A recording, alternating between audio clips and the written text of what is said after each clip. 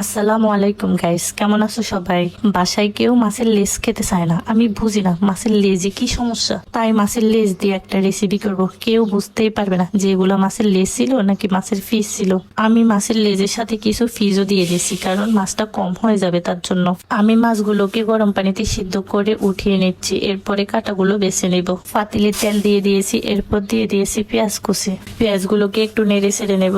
এই যে পেঁয়াজগুলো হয়ে গেছে, একটুখানি পানি দিয়ে দিয়েছি আদা রসুন বাটা, হলুদের গুঁড়ো, মরিচের গুঁড়ো, লবণ, টেস্টি লবণ, সাথে দিয়েছি একটুখানি জিরের গুঁড়ো, দিয়ে দিয়েছি 2টা কাঁচামরিচ কুচি করে কেটে একটু নেড়ে ছেড়ে নিলাম। তারপরে দিয়ে দিয়েছি একটা টমেটো কেটে। টমেটো দেওয়ার পরে আরেকটু নেড়ে ছেড়ে নিলাম।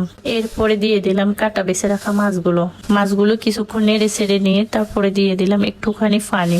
এখানে পানি বেশি দেওয়া যাবে না, কারণ মাছগুলো তো আগে সিদ্ধ করে নিয়েছি, তার জন্য একটু নেড়ে ছেড়ে ঢাকনাটা দিয়ে ঢেকে দিলাম। 5 মিনিট পর ঢাকনাটা উঠিয়ে নিলাম। রান্নাটা হয়ে গেছে।